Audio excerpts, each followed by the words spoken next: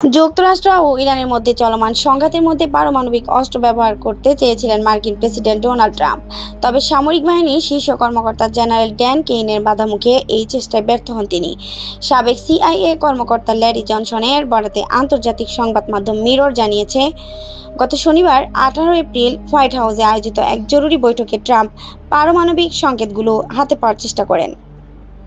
Lady জনসনের দাবি অনুযায়ী শনিবারের সেই রুদ্ধদ্বার বৈঠকে উত্তপ্ত বাক্য বিনিময় হয়। এ পর্যায়ে প্রেসিডেন্ট ট্রাম্প পারমাণবিক অস্ত্র ব্যবহারের ইঙ্গিত দিয়ে সংকেত বা কোড চান।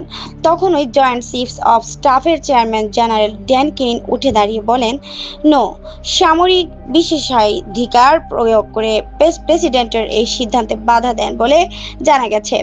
যদিও সামরিক বাহিনীর চেইন অফ কমান্ডের শীর্ষে রয়েছে প্রেসিডেন্ট কমান্ডার ইন চিফ, তারপরে প্রতিরক্ষা মন্ত্রী, জয়েন্ট চিফস অব স্টাফের চেয়ারম্যান সামরিক কর্মকর্তাদের মধ্যে সর্বোচ্চ পদধারী।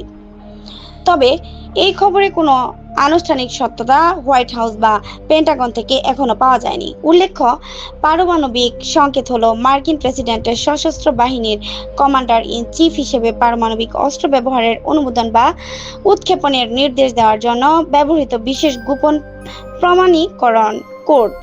এটি প্রেসিডেন্টকে পারমাণবিক আক্রমণের অনুমোদন দিতে সাহায্য করে।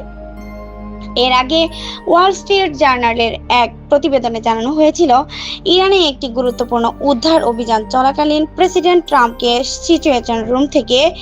সিচুয়েশন রুম থেকে দূরে রাখা হয়েছিল। ট্রাম্পের মেজাজ ও অস্থিরতা অভিযানের সাফল্যে ব্যাঘাত ঘটাতে পারে এমন আশঙ্কায় সামরিক উপদেষ্টারা তাকে আলোচনার বাইরে রাখার সিদ্ধান্ত নেন। চলতি মাসের শুরুতে ইরানি বাহিনীর হামলায় মার্কিন বিমান ভূপাতিত হওয়ার পর ট্রাম্প কর্মকর্তাদের উপর ব্যাপক চিৎকার ও চেঁচামেচি করেছিলেন বলে জানা গেছে। গত 28 ফেব্রুয়ারি থেকে ইরান ও ইসরায়েল যুক্তরাষ্ট্রের মধ্যে সরাসরি সংঘাত শুরু হয়। এরপর থেকে হরমুজ প্রণালী কার্যত বন্ধ থাকায় বিশ্ববাজারে তেলের সরবরাহ ব্যাহত হচ্ছে। মধ্যপ্রাচ্য জুড়ে অস্থিতিশীল পরিস্থিতি বিরাজ করছে।